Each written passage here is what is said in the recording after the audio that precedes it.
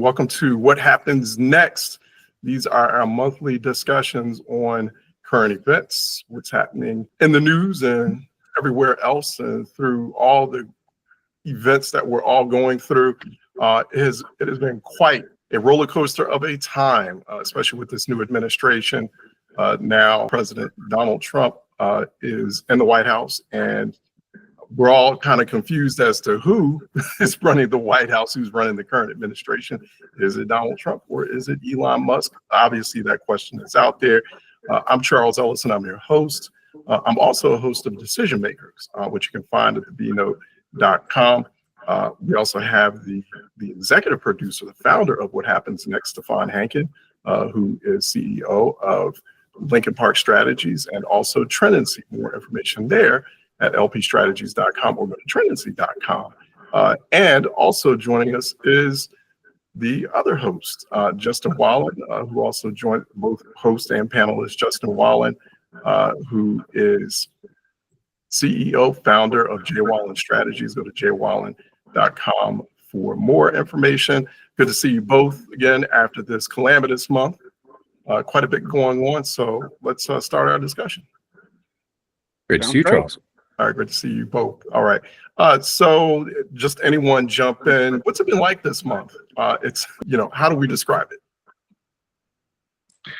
Well, I'll take a swing at that, Stefan, and I'll be fairly short. I think it's been a lot of very quick movement, a lot of very focused and planned movement. And then the environment is defined by reaction, or frankly, the lack of reaction to that movement. And I mean that domestically and internationally. I feel that's a fair summary, right? I mean, I think I'll call it slightly more crassly.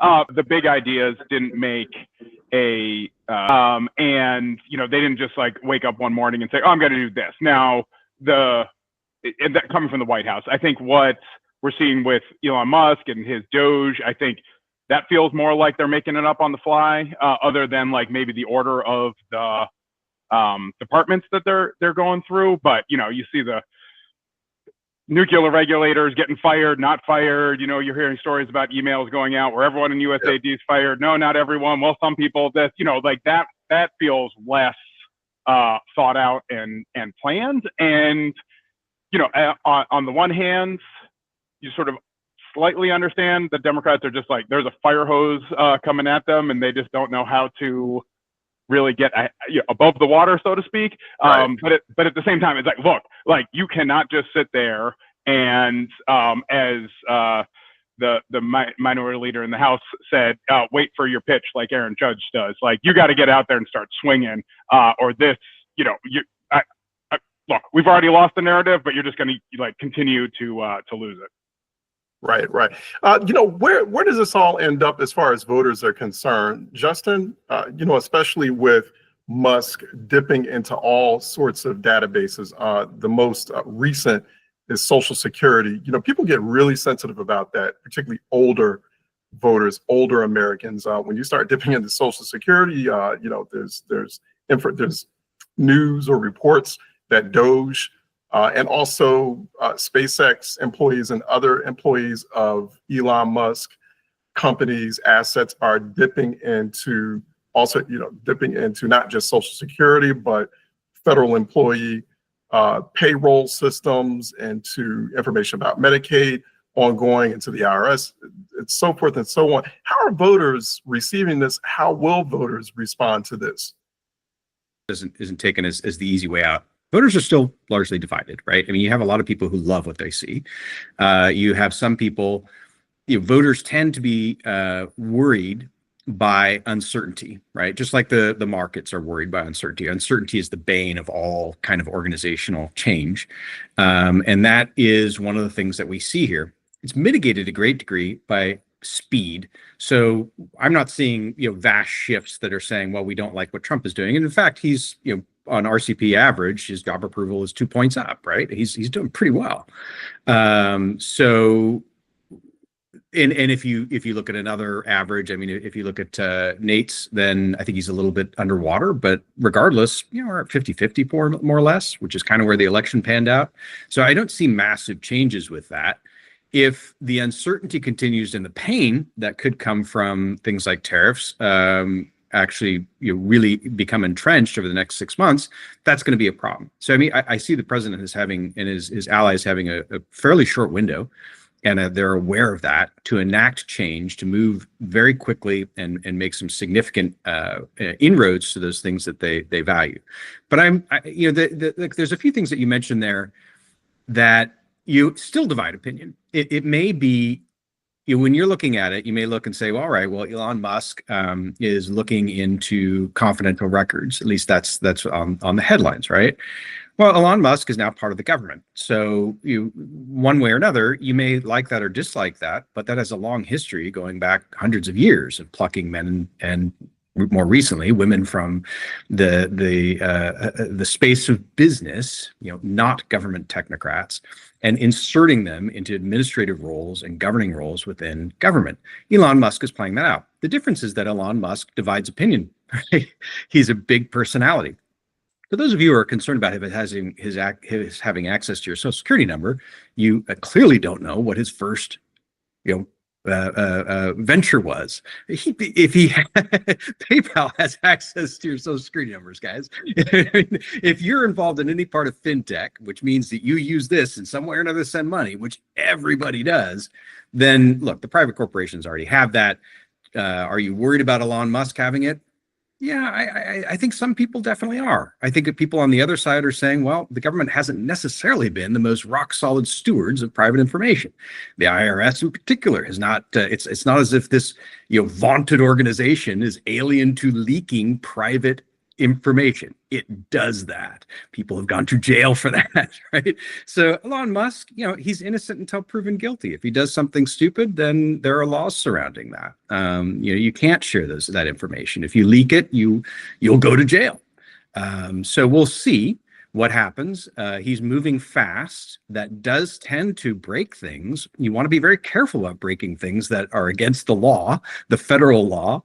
So there's a little bit of tension there between his life and profession that he's enjoyed to date, and kind of the restrictions that surround federal law. I get it. I do think some people are concerned. I think equally oppositely, a good chunk of people are looking at it with a degree of glee. So we're nation divided. I mean, has there been a shift? Not really. Not in the last few weeks. Stefan, I mean, do you disagree? Is there? Yeah. No. I think that's the thing. Good point, Justin. But the biggest point there being that Elon Musk is still very unpopular. So while Donald Trump might be slightly popular, he might be 2 points up. Elon Musk, when you look at his numbers, he's deeply unpopular and somewhat hated by many voters, even some Republican voters who are very worried about what he's doing. Can Democrats, Stefan, and how are you going to respond to this, but can Democrats, Stefan, leverage that or take advantage of that? I mean, yes, but so can and should Democrats be taking advantage of it? Absolutely. Will they? Who knows, right? I mean, and as they say, I'm not a part of an organized party. I'm a Democrat. But I mean, so we're also not seeing this sea change move, right? Like when we're asking people if you overall support what Doge is doing, and the way we ask it on the Trendsy platform is not just do you support or not, but what percent do you support, what percent do you oppose, what percent are you kind of indifferent on, and the average is 50% average disapprove, 34% average approve, and then 14% sort of indifferent or not really sure how they feel. That's on the average, right? So I mean, it's not like a full-throated endorsement of what's going on, but it's also not like, oh, okay, 4 weeks in, we're done with this guy. Let's get rid of the president. And I think so. A couple things for the Democrats, right? Thinking through how you sort of dealing with this is tough, right? Because they don't have any levers to stop it. It's really up to the judiciary, because Democrats don't have power in the House, they don't have power in the Senate, and the Republicans in Congress seem totally fine with just abdicating their power, right? And the balance of powers is predicated on the fact that each branch is actually kind of into their power and doesn't want to give any of it up. And I think that's one of the big sea changes that we're seeing now is Republicans in Congress just being like, do whatever you want. We don't care. Even, we have the power of the purse. It's yours. We have the power to investigate. We told the administration to spend this money. You're not. We don't care. So, that's problematic. But then, the move fast and break things. I mean, you can make the argument that's totally great in tech, but at the end of the day, if you move fast and break Twitter, let's say, so like Twitter goes away, right? Like, okay, some people lose their jobs. This isn't a big societal issue. Like, this is the federal government. It's not just the federal government. It's the largest government in the world, the most powerful government in the world, and you're just looking to break it, right? And no thinking through what the ramifications are on the far side. But for Democrats, what they have to do is, the argument can't be, well, we need to go back to what we had before, because that wasn't obviously enough to get Harris into office. And it wasn't really, and you have plenty of voters, especially low-income voters, African Americans, Hispanics. The system was not working great to begin with. So if your argument is we need to go back to what it was, you're probably not on a winning argument. And then also, they need to get away from just sort of defending government broadly and start putting faces on all this stuff, right? So it's like, you cut USAID, don't talk about sort of the broader mission of USAID, which, I'm going to sit here and say I support, but it's like, talk about the story about the pregnant woman who got stuck in, I can't remember what country it was, but, had massive complications with her pregnancy because the federal government just left her there high and dry. Like, you got to start putting faces on this, because the lag between these cuts and these changes and sort of most people's lives is going to be a few months, 6 months, depending on what you're cutting. I mean, it'll get there eventually, but it's not going to be immediate. So if you're hair on fire right now and people aren't feeling the effect, you're going to just be talking right past them. Yeah, and if I can underline one point, go ahead, because the vulnerability here is really quite real for Republicans, because Americans, one thing they do expect is their government to work, right? When the government's shut down, Republicans lose that argument. They think they win. If you hear them over at at the club, boy, everyone knows what we're arguing about. No, they don't. They think you're incompetent. And we know that, right? So, I mean, we ask voters this all the time. Republicans are at fault, and they're disliked when Congress shut down, when the federal government shuts down. So if the federal government doesn't work, and you have these illustrations that Stefan's talking about of real people getting hurt in a needless fashion, Americans won't like that at all. And that's one of the reasons that I'm talking about. There's a very short window, because the good news for Republicans is that Americans also have a short memory. So those illustrations are going to be powerful, but if they're enough in the rearview mirror, in about 6 months, they're going to do okay. But there's a lot of risk involved here. There definitely is.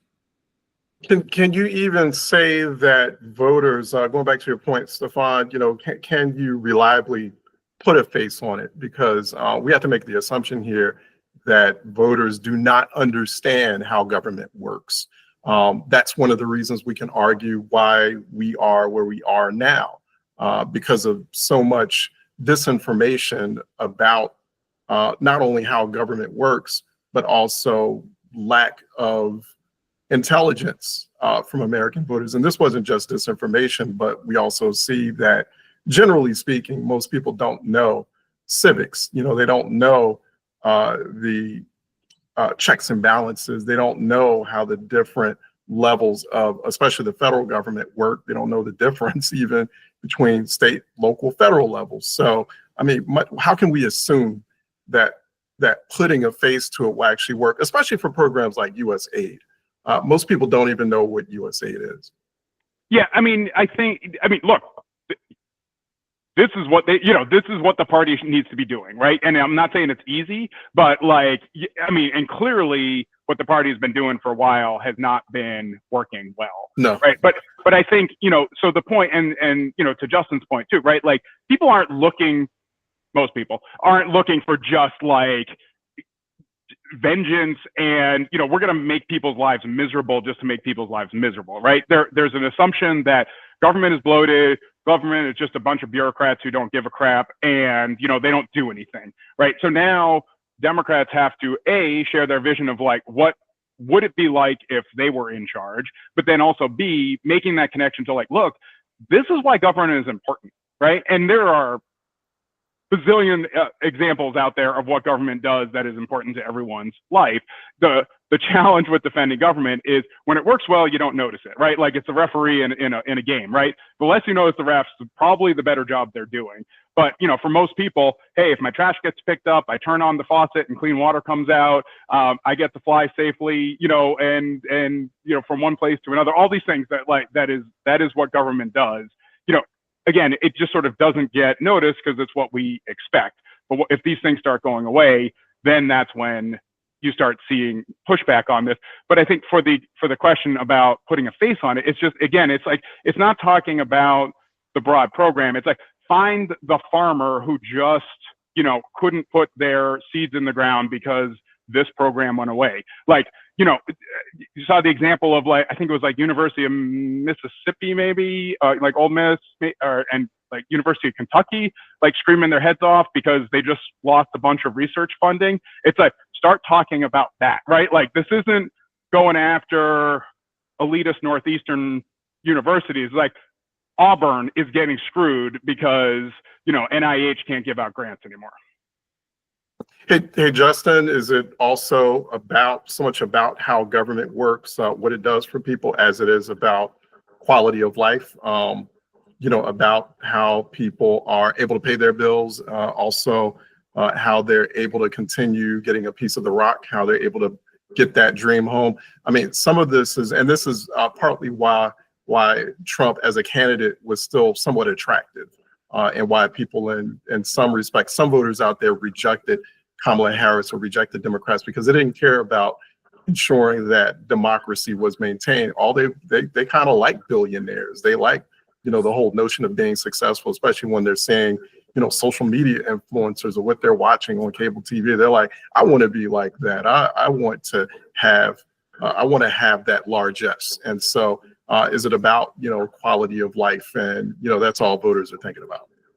All right, there's a lot to unpack there, and I'll speak to quality of life in a second, but I think it's a bit of a false flag to say that 51% of American voters voted against democracy. They voted in a democratic election, and they voted for Donald Trump, and they rejected Kamala Harris. It wasn't some, it was a majority. That's important. They did not say, I choose dictatorship. They chose democracy, and they democratically elected a guy that the other 50% of people didn't like. And I get it that was the theme of the election, but show me how in this environment we're living in an autocratic society. The checks and balances still work. And no one views this as suddenly being a dictatorship. I appreciate that as a political meme, but as reality, I think Democrats need to be very careful about posing statements like that, because the American public, to a large extent, doesn't buy it. 30% does, but 30% isn't going to win elections. To your other point about American ignorance, you know, this is a good time to look internally towards the value of government. So if Americans are so ignorant of how government works and the value of government, and that's a civics lesson, that lesson is taught in American schools, right? Presumably to some degree under the purview of the Department of Education, in the eyes of the American voter. It is not unreasonable for them to look at that and your condemnation of their knowledge and say, all right, who's at fault? Is it because I didn't study enough and the rest of Americans didn't study enough? Maybe. I could say that's part of it. The other part of it might be the people who are educating us. And that's part of the concern, right? It's not that all government is bad. Americans don't believe all government is bad. They just don't. They just don't believe it's been very good. And they've seen their own, getting to your final point, their own quality of life diminish while government gets larger and larger and larger. So if you lose the ability to spend your own money on your future, and the government continues to remove a significant chunk of that, and you're not seeing that executed in a way that is overall what you perceive as competent in improving your life, you're going to lash back. And that's progressive voters and Republican voters, right? We've talked about this before. I mean, you know, the Bernie Sanders phenomenon was not unlike the Donald Trump phenomenon. It was things, institutions and government and so forth is not really working the way I want it to work. Now, they're on two different sides, but the malaise still exists. So, you know, I think I think it's important to always take a moment and say, why do you feel the way you feel? And they've got some pretty valid reasons for it, regardless of whether you're a white farmer in Kansas or you're African American in New York. Things aren't better now than they were 10 years ago, economically and for your family and for your education and for your future, at least in their eyes. Now, I'm not talking about what I think, but in their eyes, this is what they think. And that matters, right? That's consequential. So at the end of all this, when we're talking policy, the policymakers, the electeds, the so forth need to remember to listen to this because it matters. Why do they think that? Well, to Stefan's point, if they don't understand government, that's our fault as policymakers. We're not policymakers, but we're sitting here in Washington, D.C. or close to it. That is American policymakers' fault for not illustrating the value of what they're doing. So it's just fine to be very responsible and accomplish things. At least if you think you're doing that, that's great. But you must communicate it to people. And that's a failure. That's okay. Let's gaze into our navel and figure out what we did wrong and fix it. I think it's a tremendous opportunity for those who believe in the value of bigger government versus smaller government, right? Unfortunately, on the Democratic side, there's no clear leader of who's speaking to that, and that's a real challenge. But I would only caution: let's try. Don't be as dismissive as we tend to be, right? I do it. We all do it. Of those folks, they just don't think about this every day around the dinner table as much in terms of the details that perhaps other folks who are invested in public policy do. But it doesn't mean that they're idiotic or flat ignorant. They're dealing with the situation that they have. Let me ask also, speaking about conversations around the dinner table, there's a lot happening on the global front in terms of what's happening with geopolitical relationships between the United States and their allies, what's happening in places like Ukraine and Gaza and the Middle East. There's a big sea change there. So any thoughts on where that is all headed? It's very uncertain about U.S. support of Ukrainians as they try to push back Russia. There's a lot of uncertainty about the U.S.'s role in NATO, right? People are talking about, some people just enraged about the plans for Gaza, about it now and using Gaza as sort of a strip for real estate development. And so what do we think is going on there? Where will that all end up, Stefan? I mean, I think if Trump and his folks have their choice, then it's going to end up in, just put the fence up, stay internal, and don't deal with anything external unless, apparently Trump can make some money off the real estate. So, it's definitely one of those, and this is where I think Democrats can make a strong argument and need to make a strong argument, right? It's like, look, helping in other countries and sort of being involved with what were our allies in Europe, right? This is a part of a bigger picture of American strength and America's position in the world, right? So you can go out there and, you can be the big bully and no one likes you. No one's going to follow you. They're only following you because they're a little bit scared of you. But at the end of the day, they're going to drop you as quickly as humanly possible.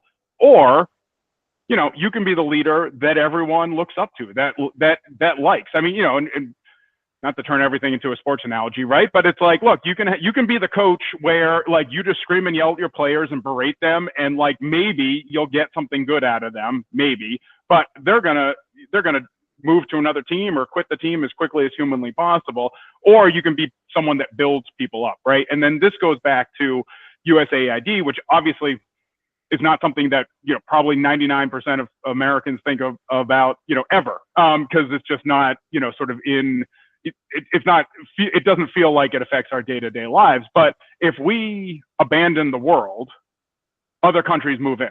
China moves in. Russia moves in. They start becoming the people that those countries ally themselves with. And if we put ourselves in a position where we have no friends, it's going to be a very lonely place on the way to the bottom. Yeah, right, Justin. As we wrap up here, it will be a very lonely place. Or you can make the argument that it'll be a very lonely place. We could end up in a situation like right before World War II, right? Herbert Hoover, president before Roosevelt, Franklin, FDR, not paying attention to what's happening in Germany, how the Third Reich was evolving after the Weimar Republic. And, could there be parallels developing there? And then what happened after that, Herbert Hoover going into isolationism for the United States created the opening for the Third Reich to suddenly take over Europe. And while that's happening, the US just staying back, staying out of it. And then by that time it was too late. And then suddenly we had World War II. Well, that is brought up a lot. I don't think the Republicans have done a terrific job, with some rare exceptions, of illustrating what I think their ultimate goal is. And let's take Europe and the Arab Peninsula in context. So is Trump, the real estate thing is interesting, but what foreign policy under Trump is saying is the past 5 decades have brought us nothing but ruin in the Arab Peninsula. Lost treasure, lost souls throughout the space. And Europeans and Americans have carved up the Arab Peninsula with zero success over that last 50, 60, 70 years, right? With the exception of a flourishing democracy in Israel. Gaza is not surrounded only by Israel. It is surrounded by other nations that have a vested interest in peace. They also have a vested interest in unrest because it gives them someone to blame outside of themselves, right? And we're speaking of all of the different, whether it's Jordan, whether it's Egypt, and so forth. These countries have a negative experience with Palestinians. There have been various degrees where they've taken Palestinians in as refugees. Palestinians have, in turn, through Muslim Brotherhood, attempted to overthrow those countries. They have murdered their monarchs. They are very wary of Palestine, but it is their backyard. And what Trump and his foreign policy missionaries are saying, basically, is this is first your problem, and you need to take an active role in it. If you do not, you will not like the solution that's being presented. So he's presenting a specter. It's classic, straightforward negotiations. I'm not saying he's not willing to go down that path, but he's presenting a specter. Similarly, in Europe, what if you view it a different way? As not turning, as instead of saying we're turning our backs on democratic Europe, we're saying this is the time to get serious. Arm yourself, and we will be with you. Do not take this serious. Continue to expect us to overcompensate for European failure to plan. Keep in mind that this is a region that doesn't have enough, Germany didn't have enough boots for its army. Boots, richest nation in Europe. This region, outside of Poland and to a lesser extent Czechoslovakia, is hopelessly unprepared. So is it not fair to say we want you to succeed, but we cannot effectively help defend you if you are not willing to effectively defend yourself? And now is the time. And as ugly as it may be said, it is a wake-up call.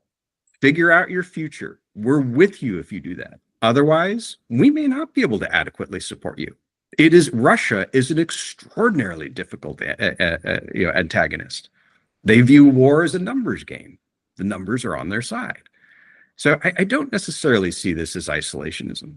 I see this as heavy-handed, aggressive arguments to these different seething parts of the world, and saying, we're there to be helpful, but we recognize our limitations.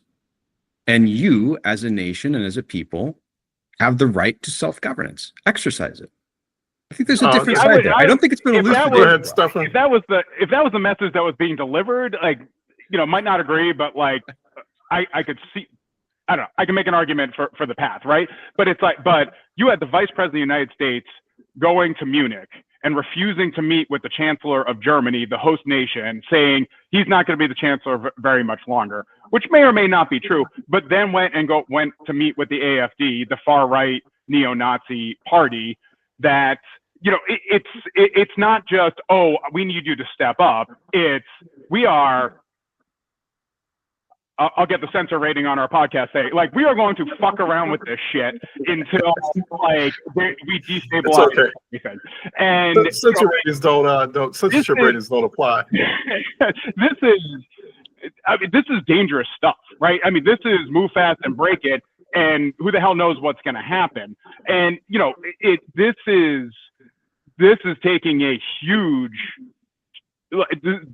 risk of not only the stability of Europe, and well, you know, and I mean, agree with a lot of what Justin was saying on the Middle East, of, you know, the fact that, you know, it's not exactly a stable place, but, you know, they're just taking risk after risk, and like, yeah, let's see what happens, which again, you want to do that with Twitter, go for it, who cares? But you're talking about the, you know, world prosperity, world peace of what's going on here. This is not something to just test out a few theories and start fucking around with things.